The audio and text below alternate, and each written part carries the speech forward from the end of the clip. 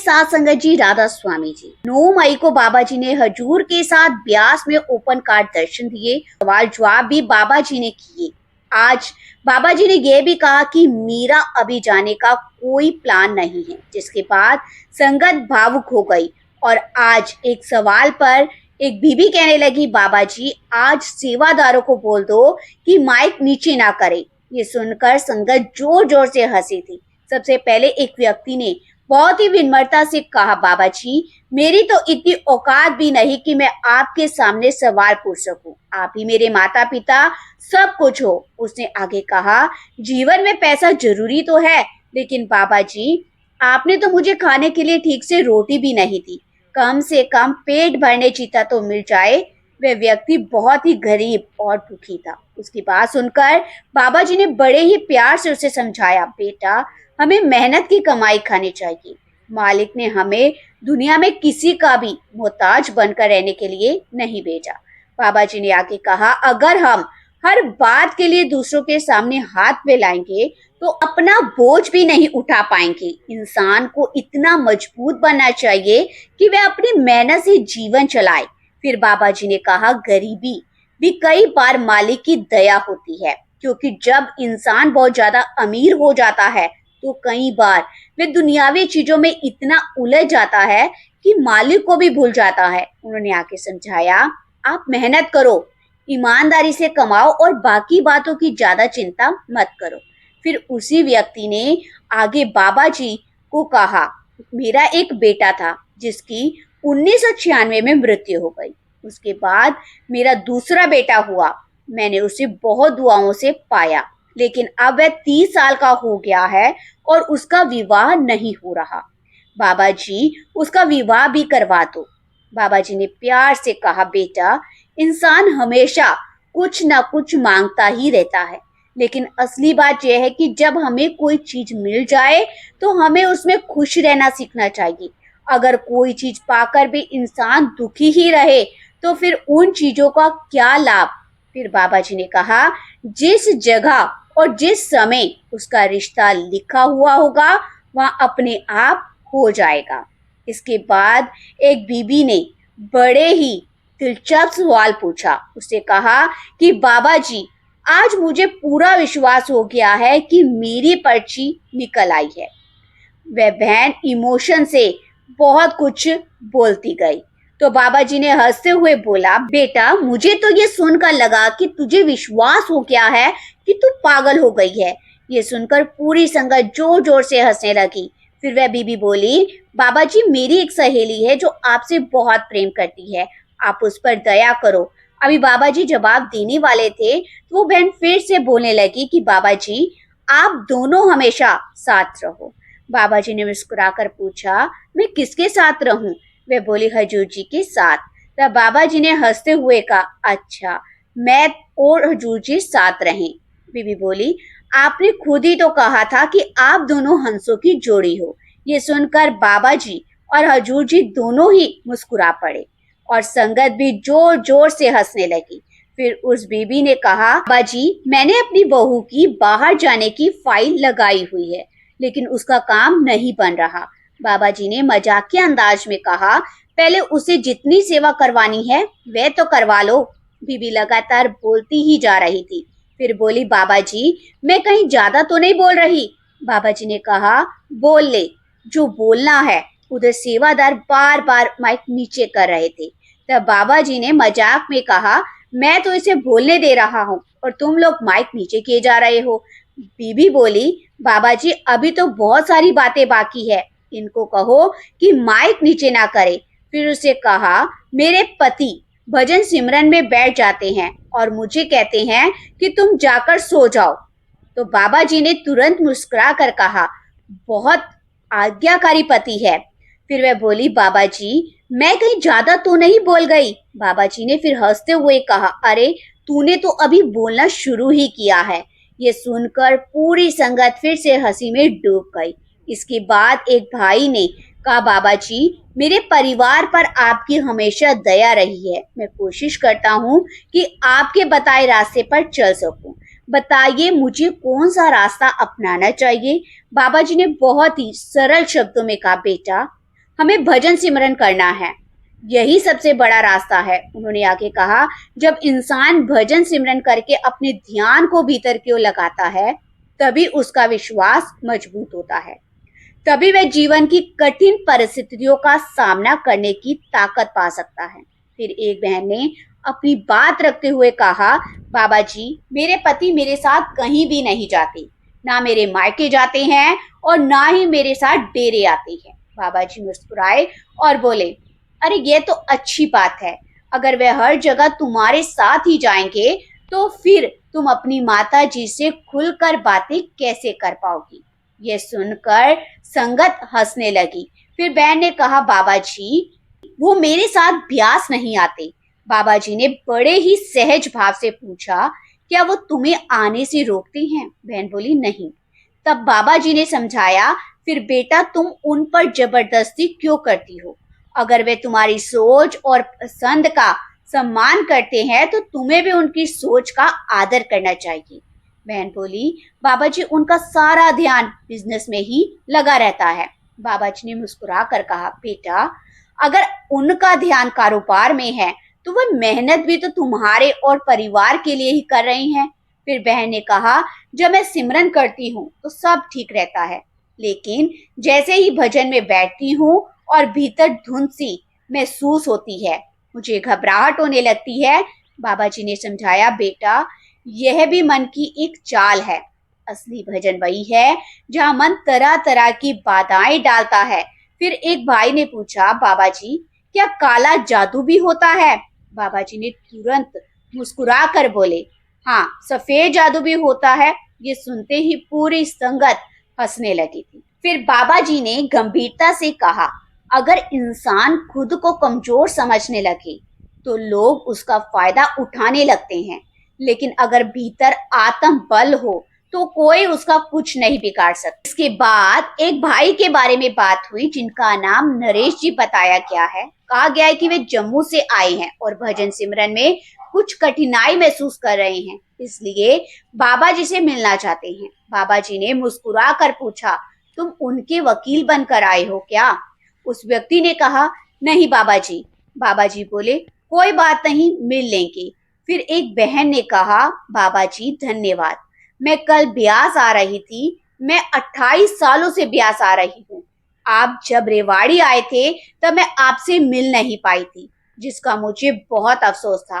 वह बहन काफी देर तक लगातार बोलती रही और बाबा जी भी मुस्कुराते हुए उसकी बातें सुनते रहे। फिर बहन ने कहा, बाबा जी आप भी मेरे बारे में कुछ बोलिए। बाबा जी ने हंसते हुए बोला, सब कुछ तो तुमने खुद ही बोल दिया है, अब मेरे लिए बोलने को क्या छोड़ा है। ये सुनकर संगत फिर से जोर जोर से हंसने लगी। फिर एक भाई ने सवाल किया, बाबा जी जब हम घर पर होते हैं तो मन करता है काम पर जाए, और जब काम पर होते हैं तो मन करता है घर जाकर भजन सिमरन करें। बाबा जी ने मुस्कुरा कर कहा, बेटा आगे भी यही चलता रहेगा। अभी तुम्हारा मन शादी करने को करता है और जब शादी हो जाएगी तब मन करेगा कि अब इससे छुटकारा मिल जाए। ये सुनते ही पूरी संगत फिर से हंसी से गूंज उठी। फिर उस भाई ने कहा, बाबा जी मेरी सगाई हो चुकी है। बाबा जी तुरंत बोले, फिर तो ये समझ लो अब तुम गए काम से। संगत हंसी से लोटपोट हो गई। बाबा जी ने यह बात पूरी तरह हंसी मजाक में कही थी। फिर बाबा जी ने मुस्कुराते हुए कहा, जिसने शादी की वह भी पछताता है और जिसने नहीं की वह भी पछताता है। इसके बाद बाबा जी ने मजाक में कहा, पहले शादी कर लो, फिर तुम्हें भजन पर बैठाएंगे ताकि थोड़ी देर मन को शांति मिल सके। संगत फिर जोर से हंसने लगी। फिर उस भाई ने कहा, बाबा जी 2 साल हो गए आप मेलबर्न नहीं आए। बाबा जी ने मुस्कुरा कर कहा, पहले तुम शादी कर लो फिर देखेंगे। ये सुनते ही संगत एक बार फिर हंसी में डूब गई। इसके बाद एक बहन ने प्रश्न किया, बाबा जी भजन सिमरन में कहा जाता है कि आत्मा और परमात्मा से मिल जाती है, लेकिन सत्संग में यह भी कहा जाता है कि आत्मा परमात्मा से अलग नहीं है, तो इसका क्या अर्थ है? बाबा जी ने बहुत ही सुंदर ढंग से इस बात को समझाया, बेटा ये बोलने का एक तरीका है। वास्तव में आत्मा परमात्मा से अलग नहीं है। परमार्थ के मार्ग पर चलकर इंसान को इस सत्य का अनुभव करना होता है। फिर बाबा जी ने कहा, आत्म में राम, राम में आत्म। बाबा जी बोले, दोनों एक ही हैं, लेकिन इस रहस्य को समझने और उसे अनुभव करने वाले बहुत कम लोग होते हैं। फिर किसी ने पूछा, बाबा जी जब घर में किसी की मृत्यु हो जाती है तो हमें इतना दुख क्यों होता है? बाबा जी ने कहा, बेटा इंसान स्वभाव से स्वार्थी होता है। वह हर चीज को अपने सुख दुख को देखकर ही सोचता है। उन्होंने आगे समझाया, अगर कोई आत्मा मालिक के पास लौट गई है तो वास्तव में हमें खुश होना चाहिए, लेकिन हम उस आत्मा की मुक्ति से ज्यादा अपनी कमी और अपने लगाव को देखते हैं। हम सोचते हैं कि अब हमारी जरूरत कौन पूरी करेगा, हमारा सहारा कौन बनेगा। यही कारण है कि दुख महसूस होता है। फिर एक व्यक्ति ने पूछा, बाबा जी क्या किस्मत सब कुछ तय करती है? बाबा जी ने उत्तर दिया, किस्मत इंसान को एक मुकाम तक लेकर आती है, लेकिन उसके बाद कौन सा कदम उठाना है ये इंसान के अपने हाथ में होता है। अगर सही कदम उठाएगा तो आगे बढ़ जाएगा, और अगर गलत रास्ता चुनेगा तो उसके कर्मों का फल भी उसी को भुगतना पड़ेगा। इसके बाद एक बहन ने कहा, बाबा जी आप 2 साल से ब्योरा नहीं आए। बाबा जी मुस्कुरा कर बोले, हजूर जी हमें ब्योरा आने ही नहीं देते। फिर बहन ने कहा, बाबा जी आप भी उनके साथ आया कीजिए। बाबा जी मुस्कुरा कर बोले, सत्संग तो एक ही व्यक्ति करेगा और हजूर मुझे लेकर नहीं जाती। ये सुनकर संगत फिर से हंसने लगी थी। फिर एक भाई ने वाणी की पंक्ति से अपनी बात शुरू की। उसने कहा, हम भटकते फिरते हैं और कोई हमारी सुध नहीं लेता।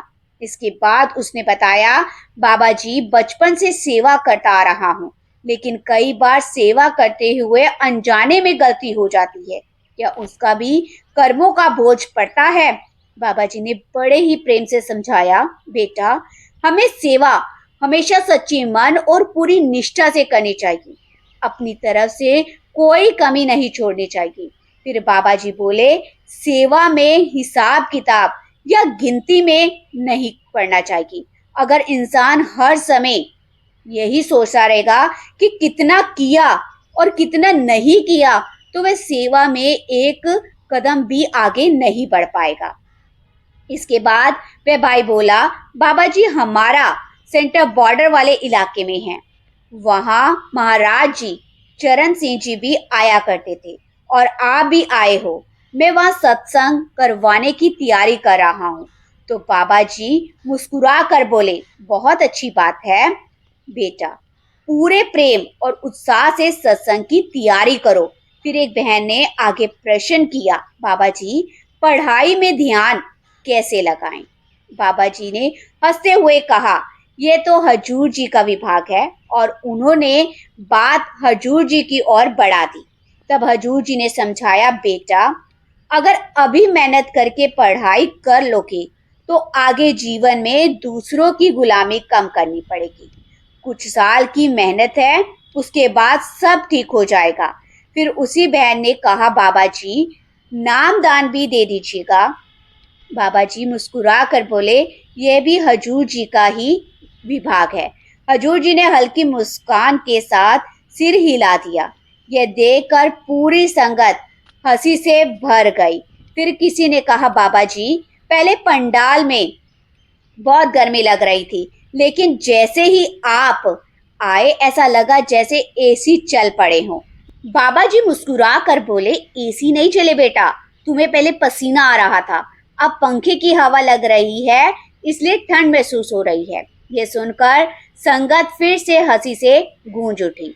फिर वही भाई बोला, बाबा जी मेरा कोई खास सवाल नहीं है, बस मैं आपका नाम रोशन करना चाहता हूँ। बाबा जी ने कहा, बेटा इंसान को अपनी तरफ से पूरी मेहनत करनी चाहिए, बाकी मालिक खुद दया करता है। वे भाई बोला, मैं इतनी मेहनत करना चाहता हूँ कि लोग कहे कि ये लड़का बाबा जी का बेटा है। बाबा जी हंसते हुए बोले, बाबा जी तो वकील हैं, देखा नहीं पटियाले वाले भल्ला साहब भी वकील थे, जैसे ही बाबा जी ने ये बात कही, पूरी संगत फिर से खिलखिलाकर हंस पड़ी। फिर किसी ने सवाल किया, बाबा जी, प्यार और मोह में क्या अंतर होता है? बाबा जी ने समझाया, प्यार इंसान को खुशी देता है, जबकि मोह इंसान की सोच और दायरा छोटा कर देता है। फिर एक लड़की ने पूछा, बाबा जी, लड़कियों के साथ फर्क क्यों किया जाता है? बाबा जी मुस्कुराकर बोले, बेटा, तुम तो पूरी जिंदगी लड़कों पर राज करने वाली हो। वह बोली, बाबा जी, हमें बाहर जाने से रोका जाता है। बाबा जी हंसते हुए बोले, अभी तो शादी से पहले ही ऐसा है, शादी के बाद पति घर में रहेगा और तुम ज्यादा घूमोगी। ये सुनते ही पूरी संगत जोर जोर से हंसने लगी। फिर उसने कहा, बाबा जी, मेरी बहन कोरोना के समय में लगातार पर्ची निकालने की कोशिश कर रही है, लेकिन उसकी पर्ची नहीं निकलती। बाबा जी ने बहुत सहजता से कहा, बेटा, इंतजार में भी एक अलग तरह की खुशी होती है। फिर वह बोली, बाबा जी, मैं आपका नाम रोशन करना चाहती हूँ। बाबा जी मुस्कुराए और बोले, नाम रोशन करने में भी दो तरीके होते हैं। एक तरीका तो बदनाम होकर भी नाम कमाने का होता है। ये सुनकर संगत फिर हंसी में डूब गई। फिर एक भाई ने कहा, बाबा जी, मेरी माता जी सिंगल मदर है, उन्होंने हमें बहुत मेहनत से पाला है, लेकिन मेरी मौसी की शादी नहीं हो रही। बाबा जी ने पूछा, अच्छा, तेरी मौसी की शादी नहीं हो रही? वह बोला, जी।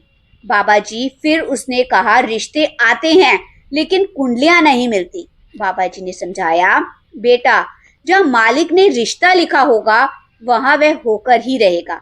फिर उस भाई ने कहा, बाबा जी, मुझे सपनों में अक्सर नाग दिखाई देते हैं। कभी नाग मुझे काटता है तो घर के किसी और सदस्य को भी काटता है। तो बाबा जी ने कहा, मुझे तो सत्संगियों के सपने आते हैं जो भजन सिमरन नहीं करते हैं। फिर एक भाई ने पूछा, बाबा जी, बिना किसी वजह के भी अंदर डर बना रहता है, कभी भविष्य का डर, कभी बीमारी का, कभी अपनों को खोने का डर, तो कभी कुछ गलत हो जाने का डर। इन चिंताओं से मन हमेशा घबराया रहता है। बाबा जी ने बड़े ही प्यार से कहा, बेटा, मन का स्वभाव ही डर पैदा करना है। वह हमेशा ऐसी बातें सोचता है जो अभी हुई ही नहीं और शायद कभी भी नहीं होगी। फिर बाबा जी ने समझाया, मन में डर तब बढ़ता है जब मन मालिक से ज्यादा अपने मन की सुनने लगता है। जीवन में सावधानी जरूरी है, लेकिन हम हर समय डर में जीना सही नहीं है। अगर हम मालिक के बहाने में रहना शुरू कर देंगे और विश्वास कर लेंगे कि मालिक की मोह से ही यह सब कुछ हो रहा है, तो फिर हमें अभी आगे के समय के लिए डर नहीं लगेगा।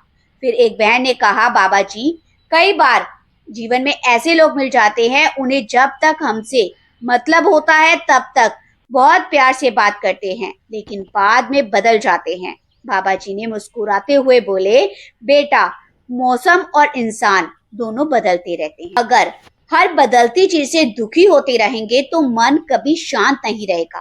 फिर बाबा जी ने समझाया, दुनिया से उम्मीद कम रखो और मालिक से रिश्ता मजबूत करो।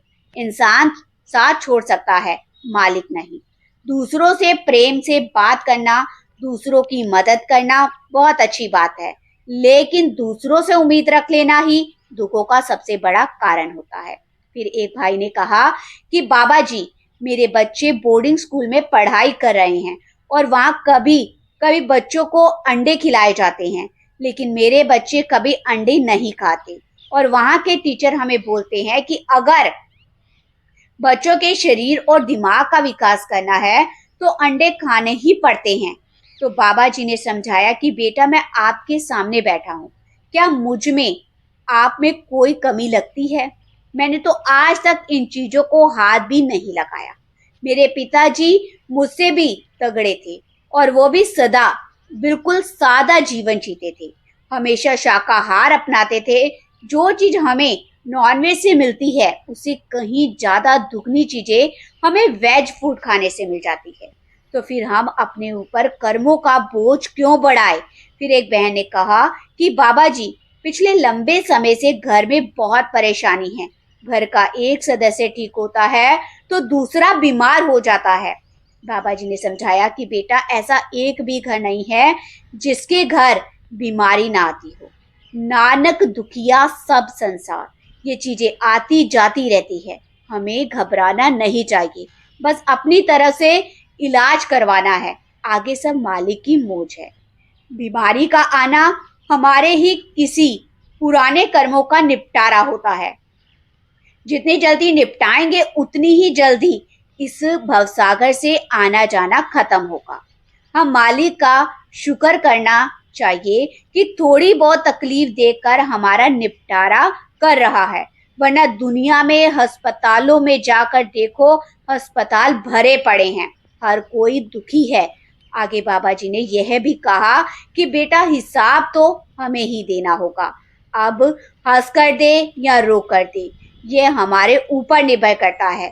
फिर एक भाई ने कहा कि बाबा जी मैं कॉलेज में पढ़ाई करता हूँ और मेरा मन हर समय दूसरों की तुलना करता है कि कोई दोस्त मुझसे आगे ना निकल जाए और मैं पीछे ना रह जाऊं।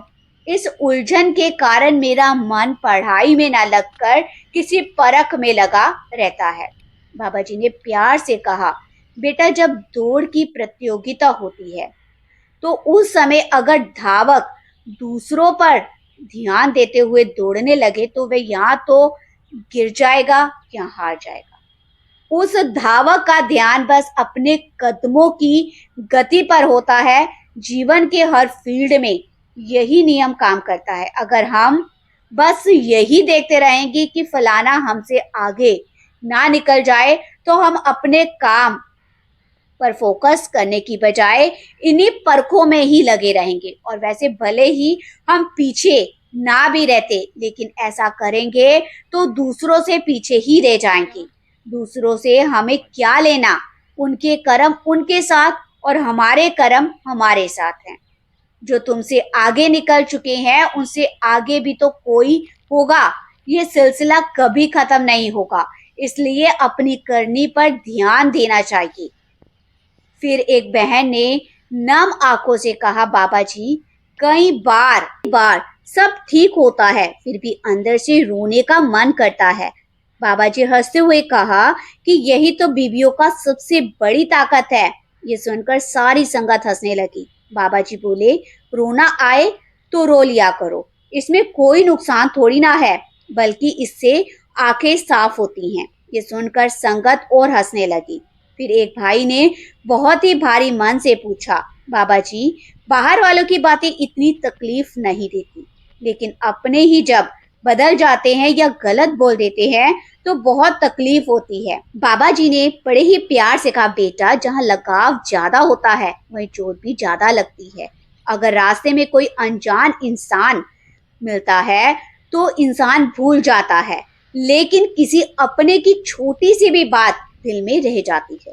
ये इंसान का नेचर होता है, इसमें कुछ भी गलत नहीं है। अपनों से हमें मोह होता है और हमें लगता है कि ये तो मेरे अपने हैं, ये कभी गलत नहीं करेंगे, और जब वो गलत बोल देते हैं तो हमें चोट पहुंचती है, क्योंकि हमने उनसे यही उम्मीद रखी थी कि ये गलत नहीं बोल सकते। जब इंसान दूसरे इंसान से उम्मीद बांध लेता है तो एक ना एक दिन वो दुखी जरूर होता है। इसलिए कहा जाता है कि उम्मीद सिर्फ उस मालिक, उस परमात्मा से रखो, वही असल और सच रिश्ता है। इसके अलावा यहाँ सब कुछ अस्थाई है। फिर इसी भाई ने कहा, बाबा जी मन कभी कभी पुरानी बातों को लेकर बहुत सोचता है। बाबा जी ने समझाया कि बेटा मन एक कंप्यूटर की तरह होता है, इसमें जो भर दिया जाता है वही हमारे सामने आता है। अगर मन में अच्छी भावना है और मालिक का नाम भरेंगे तो मन मालिक की तरफ ही लगा रहेगा, और अगर मन में दुनिया के ख्याल भरेंगे तो वही अच्छे बुरे ख्याल वापस लौटकर हमें परेशान करने लगते हैं। गुरु प्यारी साध संगत जी, ये थे 9 मई के कुछ सवाल जवाब। अगर आपको हमारी ये वीडियो अच्छी लगे तो आप ये वीडियो आप अपने सत्संगी भाई बहनों को जरूर शेयर कीजिएगा। संगत जी, उम्मीद है आपको हमारी ये वीडियो बहुत अच्छी लगी होगी। आप हमारे इस चैनल को सब्सक्राइब जरूर कीजिएगा ताकि आपको हम बाबा जी की सत्संग की वीडियो शेयर करते रहें। राधा स्वामी जी, राधा स्वामी जी।